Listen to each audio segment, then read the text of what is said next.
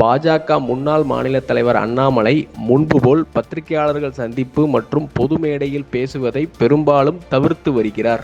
ஆகையால் அண்ணாமலையின் அதிரடி கருத்துக்களை வைத்து பொழப்பு நடத்திய ஒட்டுமொத்த தமிழக ஊடகங்களும் இன்று தவியாய் தவிக்கிறது. ஆனால் அண்ணாமலை முன்பு மாநில தலைவராக இருந்தபொழுது அவரது ஒற்றை ட்விட்டர் பதிவு எப்படி ஊடகங்கள் மத்தியிலும் அரசியல் தளத்திலும் ஒரு தாக்கத்தை ஏற்படுத்துமோ அதே விதமான தாக்கத்தை இன்றளவும் அண்ணாமலையின் ட்விட்டர் பதிவுகள் ஏற்படுத்தி வருகிறது.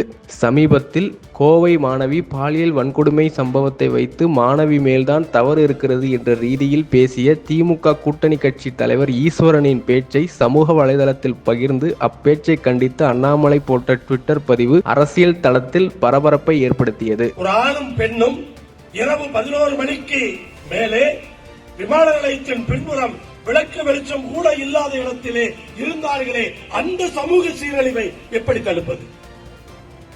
அது வளர்க்கிற விதத்தில் இருக்கிறார். அப்ப சமுதாயத்திற்கும் சமூகத்திற்கும் ஒரு பெரிய பங்கு இருக்கிறது என்பதை புரிந்து கொள்ள வேண்டும்.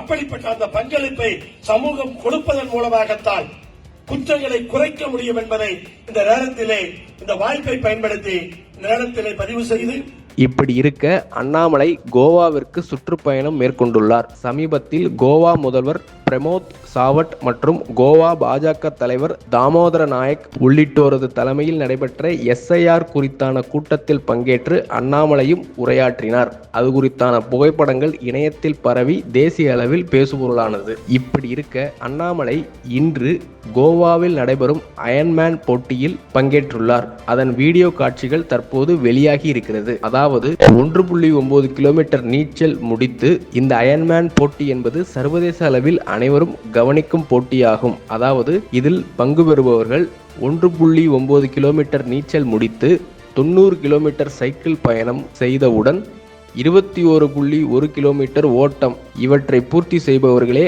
அயன்மேன் ஆவர் என மனிதனின் உடல் வலிமைக்கு சவால் விடும் போட்டியாக இது கருதப்படுகிறது. இப்போட்டியில் அண்ணாமலையின் நண்பரும் பெங்களூரு தெற்கு பாராளுமன்ற உறுப்பினருமான தேஜஸ்வி சூர்யாவும் பங்கேற்கிறார். அண்ணாமலை ஒரு முன்னாள் IPS அதிகாரி என்ற ரீதியிலும் உடற்பயிற்சிக்கு அதீத முக்கியத்துவம் தருபவர் என்பதும் கவனிக்கத்தக்கது. முன்பு உலக சுற்றுச்சூழல் தினத்தை முன்னிட்டு கோவை முதல் சத்தியமங்கலம் வரையில் 100 கிலோமீட்டருக்கு அண்ணாமலை சைக்கிள் ஓட்டி அனைவருக்கும் விழிப்புணர்வை ஏற்படுத்தினார் என்பதும் கவனிக்கத்தக்கது.